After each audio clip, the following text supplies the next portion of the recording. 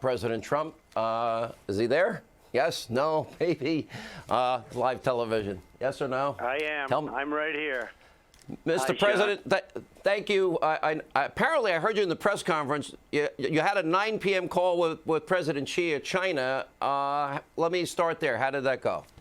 Well, because of you, I made it at 10:30. So that just shows you the power of stuff. That just shows when you have the #1 rated show on television, I better change things around. No, I'm talking to him at 10:30. Right after this call, I'll be talking to him. You know, one thing I will say, I watched the task force, been watching you, and it takes a lot of energy, stamina, and you never stop being president. Let me ask you, I remember when I interviewed you at Mar-a-Lago for the Super Bowl. I don't know if you remember me asking the question. I asked you to tell me, how did you, the first known case of corona was January 21st. 10 days later, you instituted a travel ban. Joe Biden called you xenophobic, hysterical, and a fearmonger. Walk us through that decision, because you said to me nobody supported it. Well, you know, we had 20 people in the office, 21 to be exact, and we had a lot of experts, and they never really thought to do that. And, you know, I passed a travel ban having to do with our country. If we have certain unsafe countries that we think are unsafe, if you remember, I passed it. We won in the Supreme Court. We lost in the lower courts, and we won in the Supreme Court. So we have a travel ban throughout the world if we want, if we have unsafe countries, terrorism, et cetera, et cetera. So I said, well, wait a minute. These people, if they're badly infected, and they are very badly, because I was starting to see stories, and you were, and everybody was. I said, how many come in? Well, we had massive amounts coming into the country. If you look at it, thousands and thousands a day. And I said, look, we shouldn't be doing this. I made a decision. We can't have it. And people thought it was very tough. Some of my own people, and I'll be honest with you, China didn't think it was too good either, and I think we're just absolutely fine with them. A lot of the people decided to go to Italy instead. They went to Spain instead, and you see the problems they're having. Even as smaller countries, by comparison, you see the problems they're having. But I made that decision, which I'm very proud of in retrospect. And you're right, I had Biden calling me xenophobic, and yet he can't define the word. If you asked him what does it mean, I'm sure he couldn't tell you what it means. And I had he called me a racist because of the fact that he felt it was a racist thing to stop people from China coming in. But that was from the section of China, too, that was in such trouble. So we made a good decision, and if we didn't, we'd have thousands and thousands of more people in very serious trouble right now. Mr. President, I've been making the case. This is everything that's going on now. We're rewriting the book, How to Deal with Pandemics. You started with the travel ban and the quarantine, then the public-private partnership, which we should talk about all the great companies we have in this country. Drive-through testing. Now we'll have a 15-minute test soon in the doctor's office. We'll have home testing, we're told, according to your task force soon. Telemedicine, I would argue, is probably one of the easier solutions for health care. Off-label use, getting rid of draconian FDA rules, right to try. Vaccine, we're in stage 1 trials. It used to take years to break down the sequence. Tell us about what's changing and why it has to all change. Well, I think the FDA has been incredible. We have a man, Stephen Hahn, who's a doctor, a great doctor, highly respected from Texas, in charge of one of the great hospitals of our world. And he came in as the FDA director. And we had a good man there before also, as you know, Scott. You know Scott very well. And we've done things that are pretty amazing.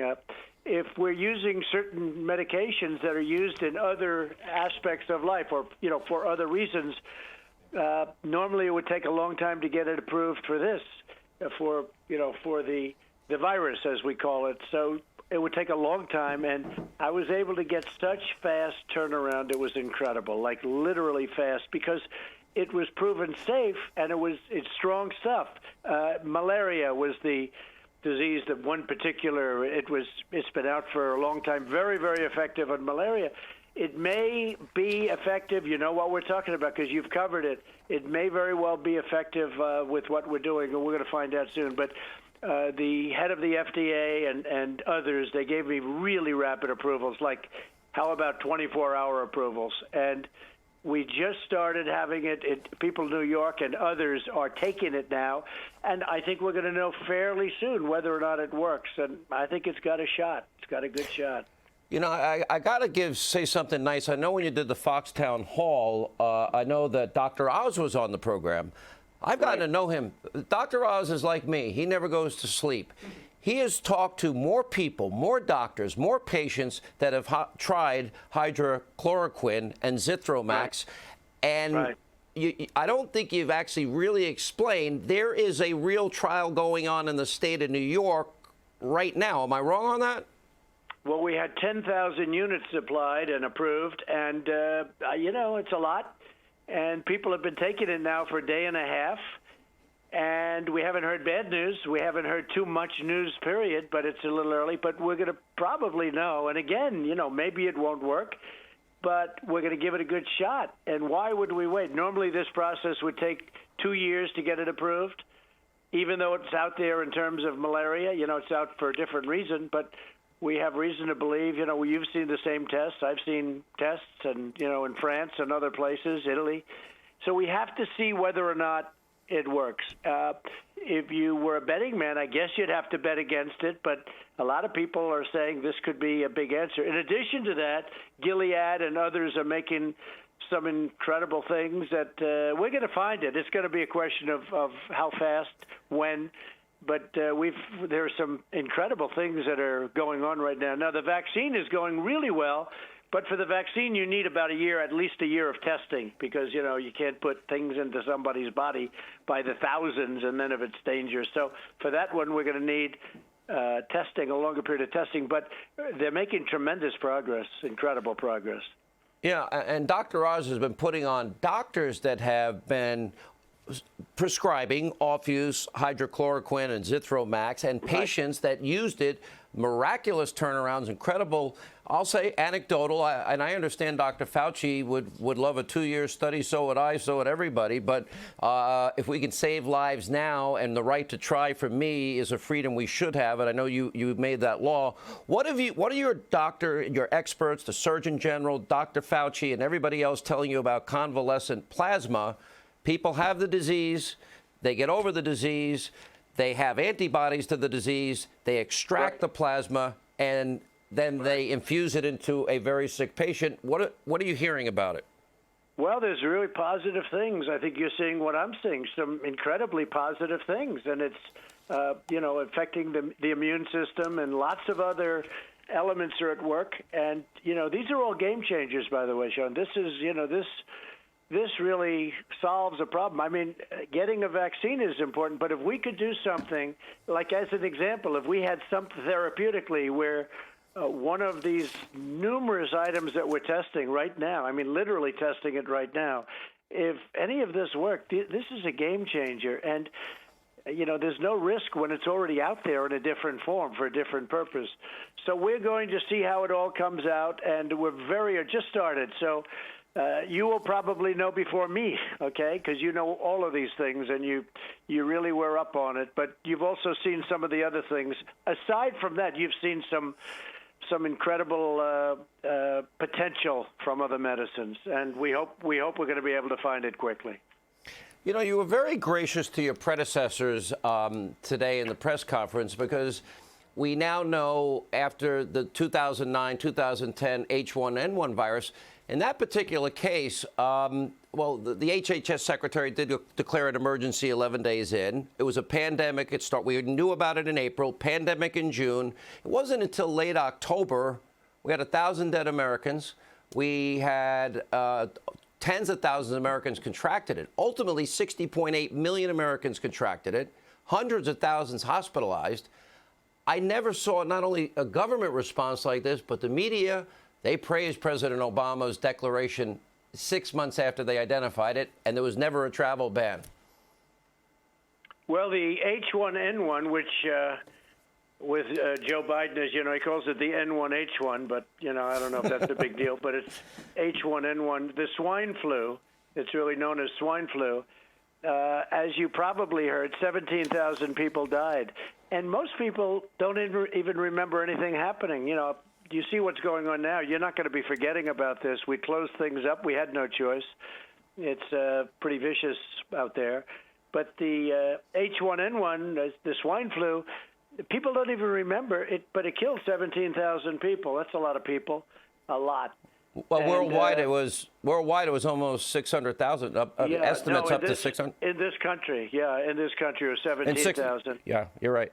Yeah, 17,000 people. So that's they acted very, very late. They were incredibly late, and the news, the media. I won't be a wise guy on your show and call it what a lot of people know it is. It's so unfair. It's so unfair. If we could only have a fair media in this country, our country would be an even greater place to be. But the media did nothing to criticize anybody.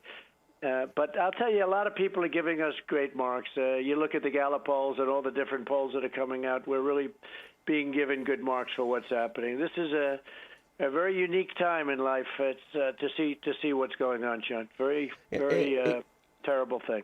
I heard a question, and I think I know you well enough. I've known you for 25 years or so. You asked the question, what number of deaths is acceptable to you? And you said none. Zero, none. And I'm going to scroll. You know I'm big on my list. I'm a list person. Okay. And all the things that you have done, starting with the national emergency, and we mentioned, obviously, what you did with the travel ban. And it's on delay for you, but is there anything else you can think of that you could have done that maybe could have done better? And how do you feel about where we are now if the pattern doesn't hold? Because in China and in South Korea, we see the rapid rise in people contracting it, and it gets scarier and scarier, and then it plateaus, levels off, and then a precipitous drop. Do your scientists believe that will happen? Is there anything we could do to make that happen faster so we can save lives and people don't get this virus? Well, we did the ban from China, but you remember we did also a ban very, very early from Italy. That was another one. We were hearing bad reports, and a lot of people were dying in Italy, and I did a ban to Italy, and especially certain areas in Italy. And then I did the ban to Europe, where I took a lot of hell. And then we did ultimately the UK and Ireland, and, we did the rest of it. That was separate from the European Union, as you know, and we had to do that because they started building up. In fact, they're building up quite a bit now, unfortunately. So we had to do it with the UK, and we did that, and it was something that by that time, and that was very early. By that time, I felt very confident that we were doing the right thing, and we did the right thing. Otherwise, you would have had a lot of people from Italy coming in, and you see what's going on in Italy, and it's an incredible thing. When we did the ban over here, a lot of the people went to Italy. They went to Italy and Spain, a lot of the people from China. But you see exactly what's gone on. No, I think we inherited a broken system from the previous administrations, not just one. And it was very broken. It was a system of tests. But, Sean, it wasn't meant for millions of people like we're talking about. It was a bad system for millions of people. It was okay, the CDC. It was okay for small numbers, but we're talking about something that hasn't been seen for many, many years. This hasn't been seen for decades. I don't know, maybe, the big one was 1917, and that was the worst by far. That was that was the Spanish flu, they call it. And there was really nothing like that. What that did to Europe. Mm-hmm. That wiped out vast sections of Europe and a big chunk of the United States, too. That was the worst. You've been asked a lot of questions in recent days about the Defense Production Act. Why I'm saying this, I do think that, bad times often brings out the worst in a few. The price gougers, the hoarders. Mm-hmm. With all due respect, the Democrats playing games and holding up this bill for a week really ticked me off. You were more gracious than me, but I'll put that aside for a minute. But all these businesses, I'm going to scroll on the screen, have stepped up and offered to help. And you said that you have not had to you enforced the Defense Production Act, except for 2 minor cases. You didn't want to talk about it earlier today. Explain, and we'll keep these companies that are helping the American people. Explain this new paradigm of public and private partnerships and drive-up testing and everything that they're doing.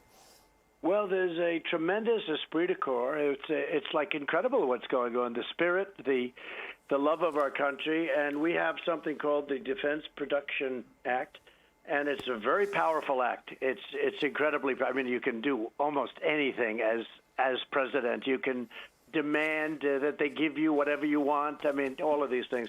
It's a powerful tool. So I haven't had to use it because, like, we had Ford step up, General Motors step up, 3M step up. So many companies stepped up, and they're making vast amounts of things. But, you know, when you talk about ventilators, that's sort of like buying a car.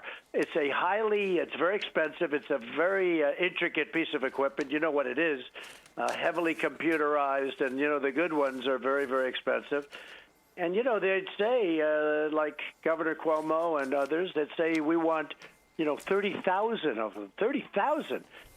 Think of this. You know, you go to hospitals, they'll have one in a hospital. And now all of a sudden everybody's asking for these vast numbers. So, but we have now companies stepping up, and they're building them. They're doing the masks. We've already delivered millions and millions of masks. But remember, we're really a second line of attack. The first line of attack is supposed to be the hospitals and the local government and the states themselves. I mean, we have people like Governor Inslee. He should be doing more. He shouldn't be relying on the federal government. Governor Inslee, that's the state of Washington. He was a failed presidential candidate, and, you know, he's always complaining. And your governor of Michigan, I mean, she's not stepping up. I don't know if she knows what's going on, but all she does is sit there and blame the federal government. She doesn't get it done, and we send her a lot. Now she wants a declaration of emergency, and, we'll have to make a decision on that. But Michigan is a very important state. I love the people of Michigan, what they do. I'm the one, I'm bringing back many, many car factories into Michigan. And she is a new governor, and it's not been pleasant. And, you look around and you see what's going on. And by the way, most governors have been fantastic, I have to tell you. Most of them, whether it's Democrat or Republican. But we've really had some trouble with the state of Washington. The governor, he ran for president, didn't exactly do well. He got 0. And we've had a big problem with a woman governor from, you know who I'm talking about, from Michigan. So we can't, we don't like to see the complaints. And I am getting along with Governor Cuomo. I think that a lot of things are being said that are more. I don't think that certain things will materialize. And, a lot of equipment's being asked for that I don't think they'll need, but I'm building. We're building 4 hospitals, 4 medical centers, and many other things. We've developed and sent thousands of ventilators, and hopefully they're going to do well. But, you have to understand, this has to be managed by local government and by the governors. It can't be managed by the federal government. With that being said, we inherited a largely empty you'd call it a chain, or to just think of it as a big monster warehouses all over the country. But it was largely, again, it was a broken chain, and we're filling it up, and we fill it up very strongly, and we deliver the equipment. A lot of the times we have them go directly to the states. So we're really helping the governors. We had a call today where almost every governor, just about, I would say all 50, just about, and it was like a love fest. They were so happy with the job we're doing. But they are that front attack because they're there. Now, in the case of New York, in the case of Louisiana, where you have a very good governor, John Bel Edwards, but he's a Democrat, and he's very thankful for what we're doing. We're doing a hospital for him. We're building these are sort of portable hospitals, but they're incredible. I mean, when you see them go up. And it's FEMA, and it's the Army Corps of Engineers, and they are incredible people. They can't get enough credit for the job they're doing. And I was kind of angry at Andrew Cuomo. I had him on radio for 40 minutes. Great conversation. I grew up I was born and raised in New York, and then I need 30,000 ventilators, and I'm like, okay, it really was annoying me. Before I get to the things I don't like in last night's bill, and a lot of it got taken out, thankfully, but and rather than reading everything that's in it, I'm going to scroll. I love lists, you know that. The good things in the bill. Good in the sense that we're going to help hospital workers. We're going to help workers. We're going to help small business. We're going to help the cruise line industry, the airline industry. Tell us what you like about this. It's unprecedented. We've never spent this kind of money before. Well, as an example, the workers are going to get $3,000 for a family of four. They're going to get all sorts of things that they, frankly, in many cases, they wouldn't have even gotten if they had the job, if we didn't have to go through this hell. And it's a wonderful thing. The problem is, and you see it all right there. It's right in front. The problem we have is that it's very, very painful dealing with the Democrats because they ask for things that they've been trying to get for 10 years that we don't want to give. But if we don't get them or give it, we don't get the $2 trillion that gets sent out to people, the workers, and we don't get the $2 trillion that's going to really save companies. We have a lot of this money is going to save Boeing. It's going to save the airline industry. And, that means not only does it mean what it says, it also it means tremendous jobs. We can't let Boeing go. Boeing had a problem, big one, to start off with. Then on top of it, this happened. And we'll save Boeing, and we'll save the airlines, and we'll save other companies.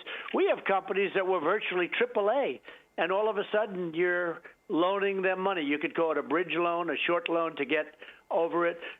In all cases, we intend getting the money back, getting interest, and in many cases, some cases, issuing what they call warrants, will get pieces of the company, large pieces of the company, and that will come back and inure to the benefit of U.S. taxpayers. I mean, they're going to be great. It's a great thing. So we had to give up things that, instead of just saying, let's do what's right, which is taking care of the workers and making sure these companies don't go out of business. You could never start them again if the airlines leave. You're never going to be able to start. It's like it's a very difficult thing with the Democrats. Mm-hmm. So we end up giving them something for Kennedy Center. We end up giving them something for far worse than that. Look, say what you want about Kennedy Center. I'll scroll that. I'm going to put... Because, the Kennedy Center got hit hard. I mean, there aren't too many people watching. I said today, Romeo and Juliet, okay? You right. can't pretty much go in because of what's gone on with the virus. But far beyond Kennedy Center, we give things that we don't want to give. You know what I'm talking about. You have them up on your screen. But you have to in order to get. We cut out, and you just said it better than anybody, over the last 2 days, we cut out much of it. If you would have seen some of the things we were giving up, and it's a shame that we can't just sit down and easily, it's always like such a big deal. I mean, it went on and on and on late into the night, every night, and this could have been done quickly in one day. The bottom line is we got a 96-0 vote.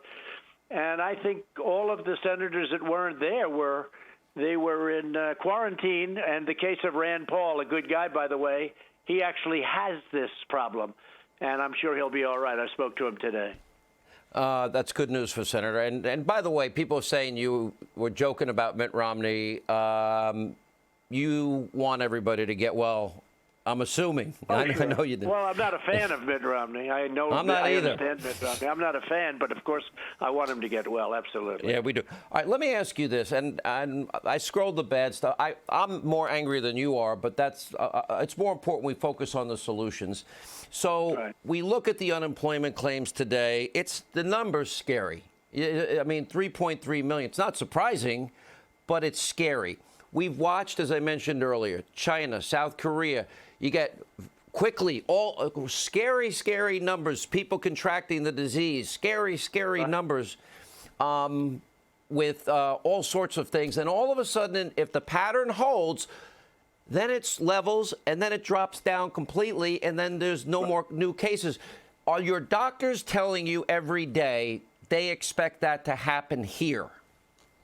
Well, I think we do. I mean, whether you're doctors or not, I'm looking forward to that day when it levels out and then goes down. And I think we're going to have a tremendous bounce. Look at the stock market today. I think we set a 3-day record. We set a 1-day record yesterday. Today, we almost set it again. I mean, the stock market's gone up tremendously over the last few days. And I think it's for two reasons, because they know that I am one that wants to get everybody back working. That was important. People were saying, we'll take 3 or 4 or 5 months. And everybody said 3 or 4 months. Our country is not designed for that. And our people aren't designed. We're not engineered for that, Sean.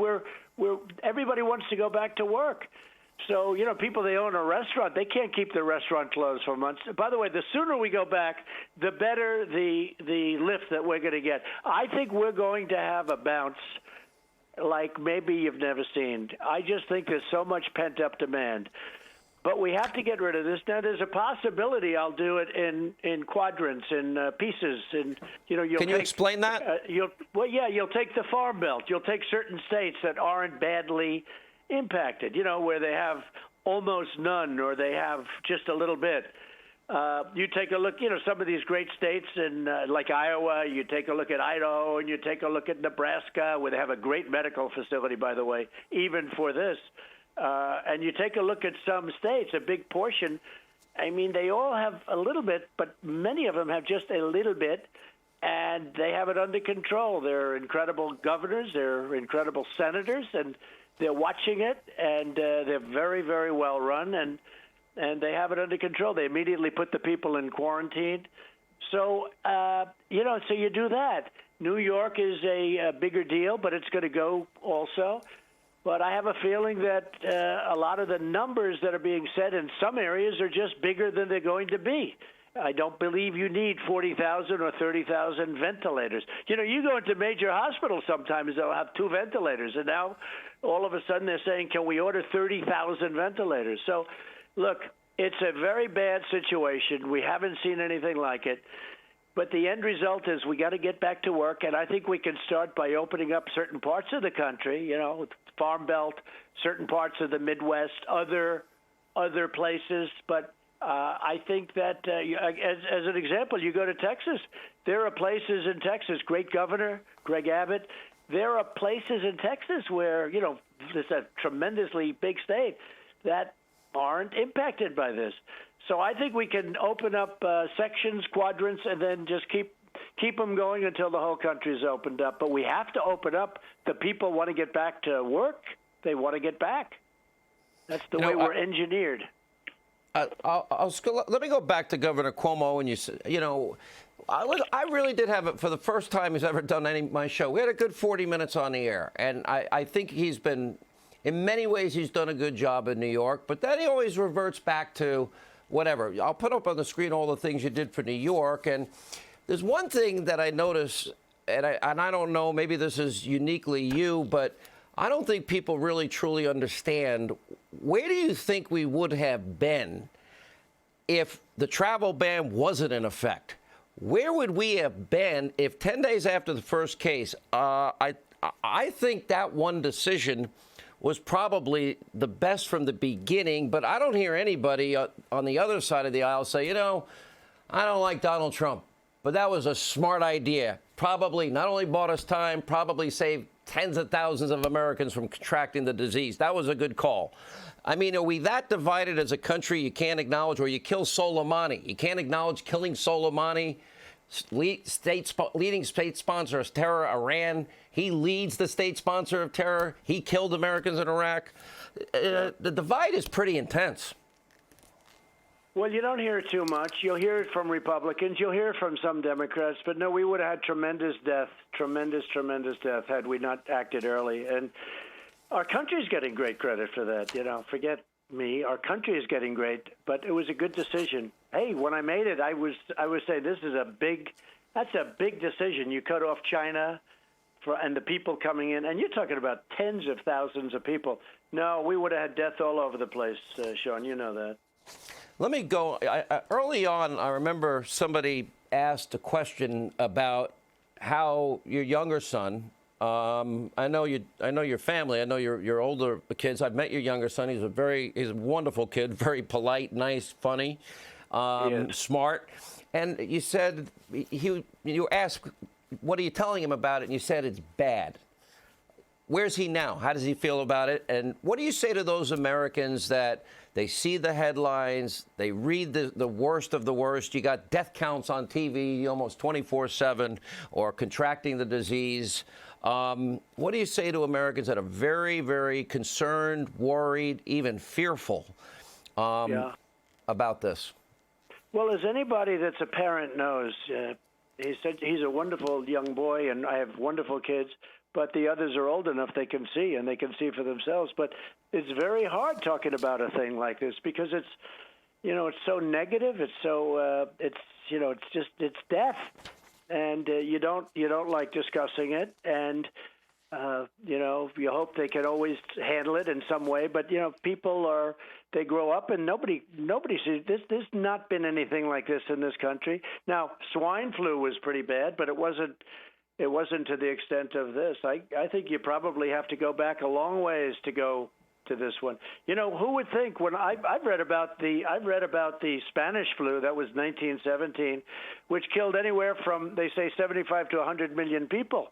And it was devastating. And it was also, if you had it, you had a very good percentage of not making it. It was really something. Now, one thing that I can say that's really good, the mortality rate is much, much better in our way than people were thinking at the beginning, because you were hearing 3, 4, 5%.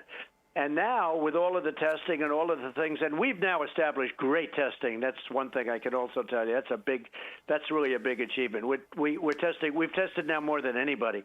But with all of the testing, with all of the cases, we're now, and you have to remember, if somebody's sick, they're going to the doctor. Therefore, it gets reported. Bad things can happen to that person.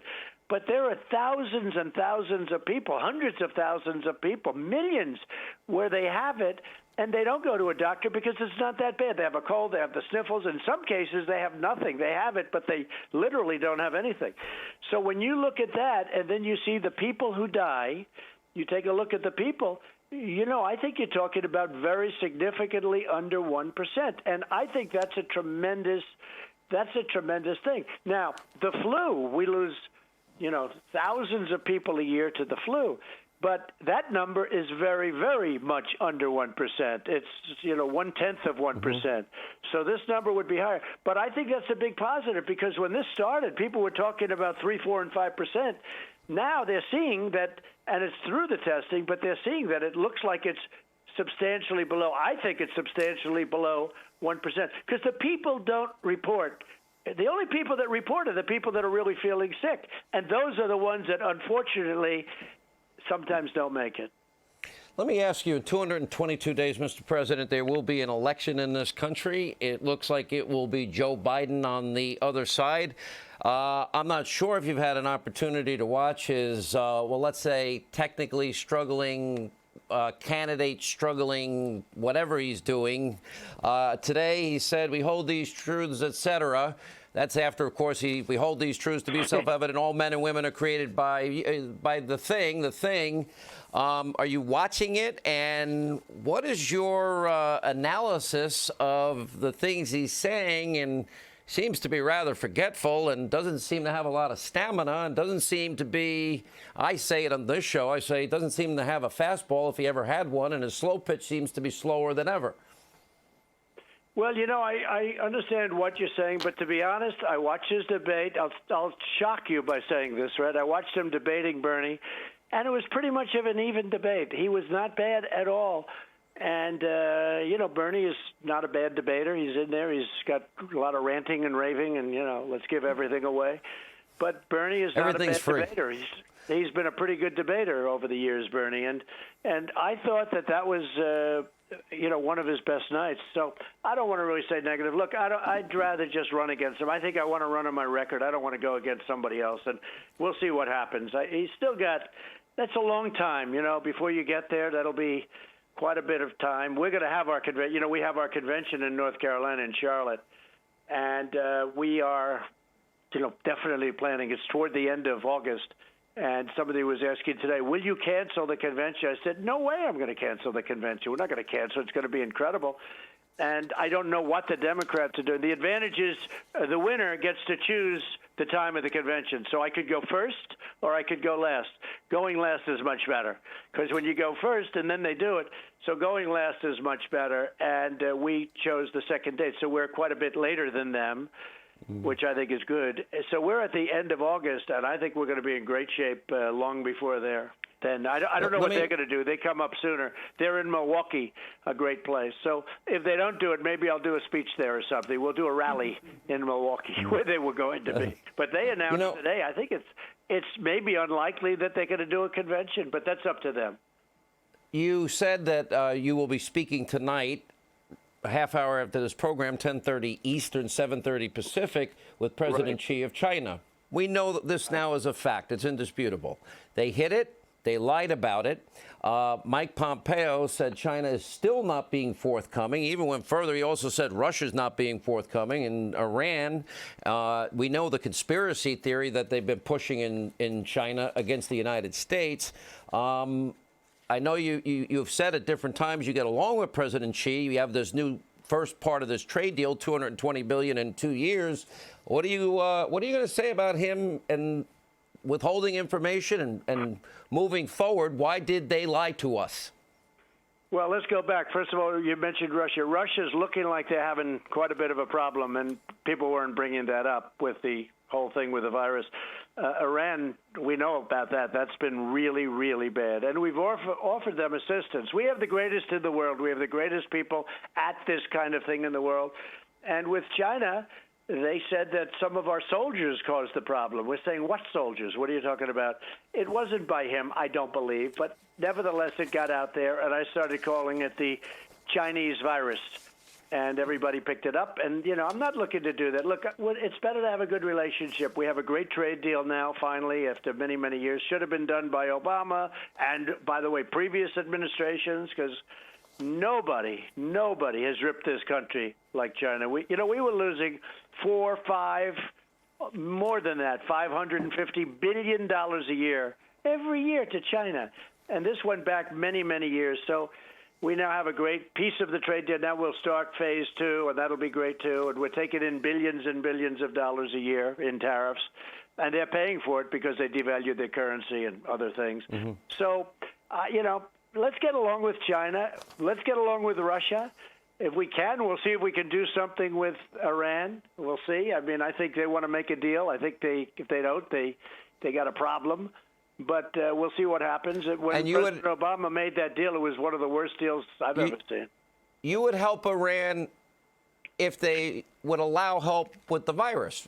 Secretary of State Pompeo said that. We've offered many countries, including North Korea, including Iran, I think it's the appropriate thing to do.